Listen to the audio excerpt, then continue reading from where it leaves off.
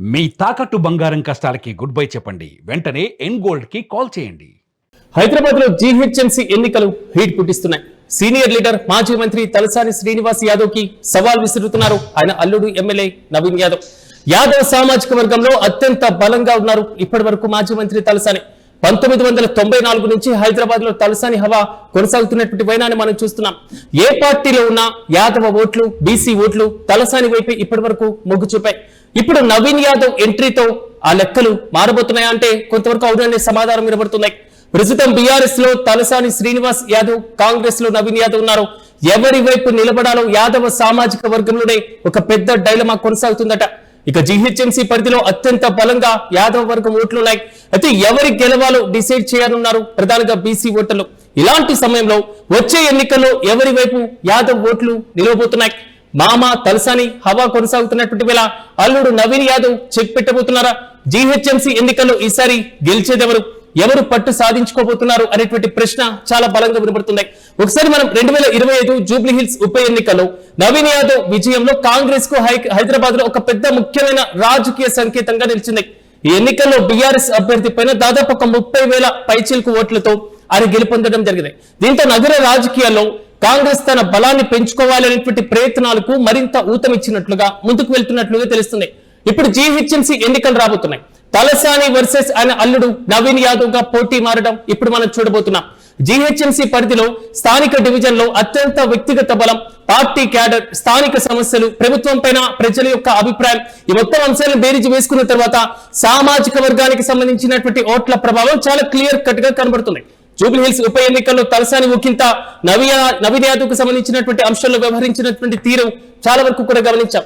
కానీ ఇప్పుడు జీహెచ్ఎంసీలో ఈ ఇద్దరు నేతల మధ్య ఎవరు పట్టు సాధించాలి అనేటువంటి ఒక బలమైన ప్రశ్న మొదలైందా? యాదవ సామాజిక వర్గం ఎవరి వైపు నిలవబోతున్నాయి? యాదవులు అంటే కేవలం బీసీ ఓటర్లు మాత్రమే కాదు, రాజకీయ పరంగా ఎవరికి ప్రోత్బలాన్ని కల్పించబోతున్నారు? గతంలో తలసాని శ్రీనివాస్ యాదవ్ మంత్రిగా వ్యవహరించారు. రాష్ట్ర రాజకీయాలు తనకంటే ఒక ప్రత్యేకమైనటువంటి స్థానాన్ని సంపాదించుకున్నారు. యాదవ బీసీ ఓట్లను తాను సంఘటితం చేసి ఏకం చేయడంలో సక్సెస్ అయ్యారు. కానీ నవీన్ యాదవ్ రాకతో తలసాని ప్రాబల్యం తగ్గబోతుందా? ఇదే క్వశ్చన్ ఇప్పుడు బలంగా వినబడుతుంది. ఇక ఇదే అంశంపై మరింత సమాచారం మా ప్రతినిధి సత్యాన్ని అడిగి తెలుసుకుందాం. సత్య చెప్పండి, జీహెచ్ఎంసీ ఎన్నికల వేళ అసలు ఈక్వేషన్స్ మారిపోబోతున్నాయా? జూబ్లీ హిల్స్ ఉప ఎన్నికల తర్వాత నవీన్ యాదవ్ ఎమ్మెల్యేగా గెలుపొందిన తర్వాత తలసాని ప్రభావం తగ్గబోతుందా? నవీన్ యాదవ్ చెక్ పెట్టబోతున్నారా? ఇలాంటి రకరకాల ఊహాగానాలు మనం చూస్తున్నాం. సో ఎలా చూడొచ్చు అంటారు రీసెంట్ అప్డేట్స్ అంటే? సిరాజ్, ప్రధానంగా జిహెచ్ఎంసీ ఎన్నికలు అనగానే ఒక కీలకమైనటువంటి సామాజిక వర్గం యాదవ సామాజిక వర్గం, దాంతోపాటు బీసీ సామాజిక వర్గం ఓట్లపైన ఆధారపడి ఉంటుంది.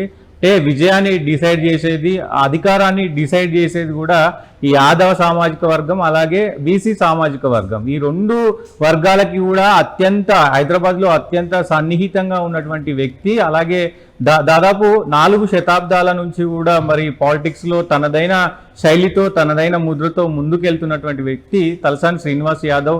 ఆయన ప్రధానంగా 1986లో ఈ కార్పొరేటర్గా గెలిచి, సికింద్రాబాద్ కార్పొరేటర్కి సంబంధించినటువంటి దాంట్లో గెలిచి, అప్పటి నుంచి దాని తర్వాత 1994లో ఎమ్మెల్యేగా గెలిచారు. ఎమ్మెల్యేగా గెలిచిన తదనంతరం 1995 నుంచి 99 వరకు ఆయన మంత్రిగా కూడా పనిచేశారు. అంటే ఆ యువకుడిగానే ఆయనకు మంత్రి పదవి దక్కింది.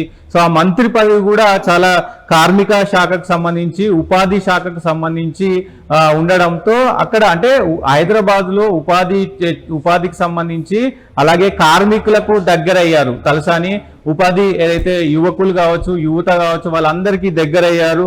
అలాగే 2014లో బీఆర్ఎస్ గవర్నమెంట్ వచ్చిన తర్వాత, తెలంగాణ వచ్చిన తర్వాత, సో ఆయన 2014 నుంచి 2023 వరకు కూడా మరి మంత్రిగా చేశారు. అప్పుడు కూడా ఏదైతే ఈ టూరిజం శాఖ కావచ్చు, సాంస్కృతిక శాఖ కావచ్చు, అలాగే సినిమాటోగ్రఫీ శాఖ కావచ్చు, ఈ 3 శాఖలను ఆయన చేశారు. కాబట్టి హైదరాబాద్లో ఒక పట్టున్నటువంటి నేతగా ఎదిగారు.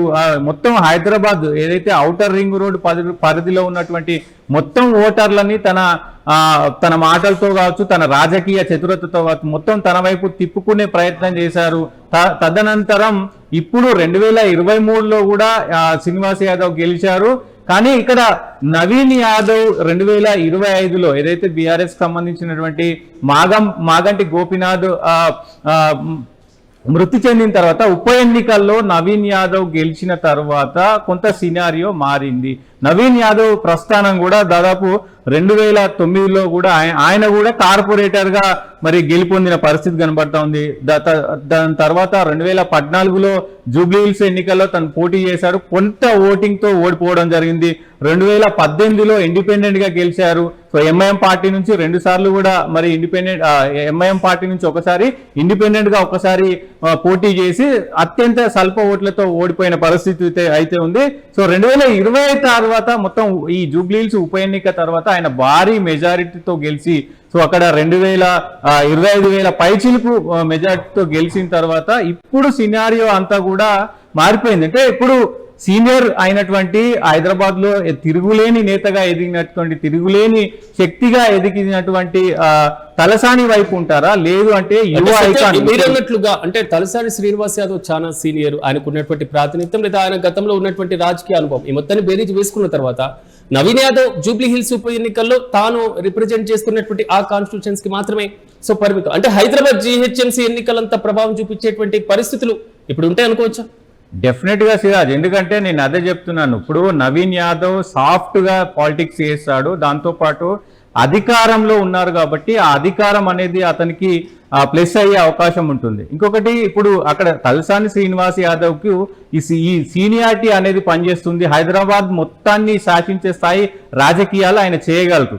సో కానీ ఇక్కడ ఆయనకి అండదండలు ఉన్నాయి. అధికార బలం ఒకటి కావచ్చు, దాంతో పాటు కింద తన తండ్రి చిన్న శ్రీశైలం యాదవ్ కావచ్చు, తమ్ముడు వెంకట్ కావచ్చు, వీళ్ళిద్దరు కూడా చాలా ప్లస్ అయ్యే అవకాశం ఉంది. దాంతో పాటు ఇక్కడ తలసాని శ్రీనివాస్ యాదవ్ కి కొంత అంటే డిసడ్వాంటేజ్ అంటే ఎంఐఎం పార్టీతో నవీన్ యాదవ్ పనిచేశారు కాబట్టి హైదరాబాద్ లో మైనారిటీ ఓటింగ్ అనేది ఎక్కువ ఉంటుంది కాబట్టి, యూత్ ఇప్పుడు ఎక్కువ ఉంది కాబట్టి కొత్త ఓటర్లను అట్రాక్ట్ చేయడం కావచ్చు, నవీన్ యాదవ్ కు ఉన్నటువంటి యూత్ ఫాలోయింగ్ కావచ్చు, చిన్న శ్రీశైలం యాదవ్ కి ఉన్నటువంటి, ఎందుకంటే ఇక్కడ చిన్న శ్రీశైలం యాదవ్ కు సంబంధించి కూడా హైదరాబాద్ లో ఏదైతే ఈ పలారం బండి తీయడం కావచ్చు, అలాగే సదర్ నిర్వహించడం కావచ్చు, ఇట్లాంటివి అంటేనే యాదవ సామాజిక వర్గం గుర్తొస్తుంది. సో ఇవన్నీ కూడా ఒక అంటే యాదవ సామాజిక వర్గానికి, అలాగే ఇటు బీసీ సామాజిక వర్గానికి పెద్దగా చిన్న శ్రీశైలం యాదవ్ చాలా సార్లు అంటే గతంలో కొన్ని సంవత్సరాల నుంచి కూడా హైదరాబాద్ లో ఆయన సత్సంబంధాలు ఉన్నాయి కాబట్టి అన్ని పార్టీల నుంచి కూడా ఆయనకు సత్సంబంధాలు ఉన్నాయి. అవి ఇప్పుడు నవీన్ యాదవ్ కు ప్లస్ అయ్యే అవకాశం ఉంది. అక్కడ తలసాని ఒక్కడు మాత్రమే అక్కడ పాలిటిక్స్ చేస్తున్నారు, కానీ ఇక్కడ ఇటు అధికార బలం ఉంది.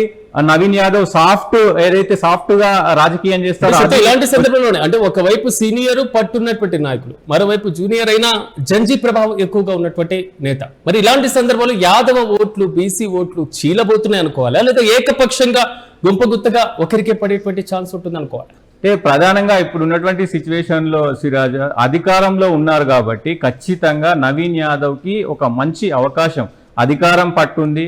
దాంతో పాటు యువతలో మంచి ఫాలోయింగ్, ప్రధానంగా యువత చాలా నవీన్ యాదవ్ ను ప్రమోట్ చేస్తా ఉన్నారు. అంటే మనం క్యాజువల్ గా వినబడుతుంది బయట, నవీన్ యాదవ్ కి సినిమాటోగ్రఫీ మంత్రిగా ఇస్తే బాగుంటుంది అనేది కొంత వినబడతా ఉంది, లేదంటే ఎడ్యుకేషన్ మినిస్ట్రీ ఇస్తే బాగుంటుంది అనేది కూడా కొంత బయట చర్చ జరుగుతుంది. సో ఆ ఫాలోయింగ్ ఉంది.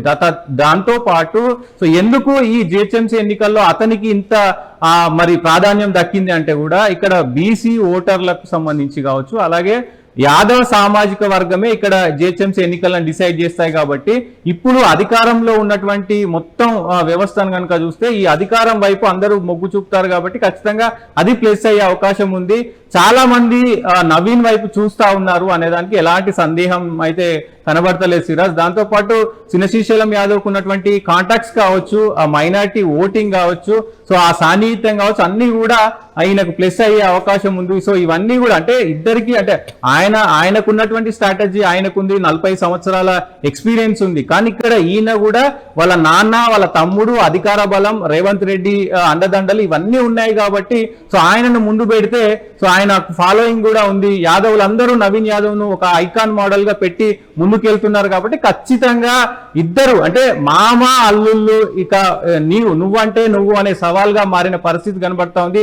జిహెచ్ఎంసీ ఎన్నికల్లో మరి ఎవరు నెగ్గుతారు, ఎవరు పైచేయి సాధిస్తారు అనేది కూడా చూడాల్సిన అవసరం ఉంటుంది. యాదవ ఓటర్లు కూడా అంటే యాదవ ఓటర్లు, బీసీ ఓటర్లు కూడా ఎటువైపు మొగ్గు చూపుతారు అనేది కూడా చూడాల్సిన అవసరం ఉంది. అయితే తలసానికి మాత్రం మైనార్టీ ఓటింగ్ అనేది కొంత తక్కువ ఉంటది. ఇక్కడ నవీన్ యాదవ్ కు అది ప్లస్ అయ్యే అవకాశం అయితే కనబడుతుంది సిరా. చూద్దాం ఏం జరగబోతుంది ఏంటి అనేది అయితే చూడాల్సిన అవసరం అయితే ఉంది సిరా. Right Satyam, thank you. ఉత్తమ జీహెచ్ఎంసీలో యాదవ సామాజిక వర్గం అత్యంత కీలకమైనటువంటి సామాజిక వర్గం. సో ఈసారి ఈ సామాజిక వర్గపు ఓట్లు ఎటువైపు నిలుస్తున్నాయి? ఇదే ఒక బలమైనటువంటి ప్రశ్నగా మారుతుంది. బీసీ ఓటర్లు ఎలాంటి రాజకీయ సందేశాన్ని ఇవ్వబోతున్నారు? కాంగ్రెస్ వైపు తమకున్నటువంటి పట్టును బీఆర్ఎస్ ఎంతవరకు అడ్డుకోగలదు? మరోవైపు తలసాని తన సుదీర్ఘమైనటువంటి రాజకీయ అనుభవంతో పార్టీలో ఎంతవరకు బలంగా ఉండగలుగుతున్నారు? సో నవీన్ యాదవ్ తన తాజా విజయం తర్వాత జీహెచ్ఎంసీ స్థాయిలో ఒక రాజకీయ ప్రభావంగా ఏ విధంగా మార్చుకునేటువంటి అవకాశాలు కనబడుతున్నాయి. ఇలాంటి బలమైనటువంటి ప్రశ్నలన్నీ కూడా ఉత్పన్నమవుతుంటాయి. మామ అల్లుళ్ళు ఒకే రాజకీయ కుటుంబానికి సంబంధించినటువంటి వారైనా ప్రస్తుతం వేర్వేరు ప్రత్యర్థి రాజకీయ పార్టీలో ఉన్నారు, వేర్వేరు పార్టీలో కొనసాగుతున్నారు. ఓవైపు తలసానికి ఉన్నటువంటి అనుభవం, దీర్ఘకాలికమైనటువంటి రాజకీయ పరిచయాలు, మరోవైపు నవీన్ యాదవ్ ఉన్నటువంటి కాంగ్రెస్ అధికారం ఉండడం, జూబ్లీహిల్స్ లో విజయం సాధించడం, జంజీ ప్రభావం, ఈ మొత్తాన్ని బేరీజు వేసుకున్న తర్వాత రెండు బలాలు జీహెచ్ఎంసీ ఎన్నికల్లో ఎలా ఢీ కొనబోతున్నాయి అనేటువంటి ఆసక్తికర చర్చ మాత్రం నగర వ్యాప్తంగా సాగుతున్నాయి.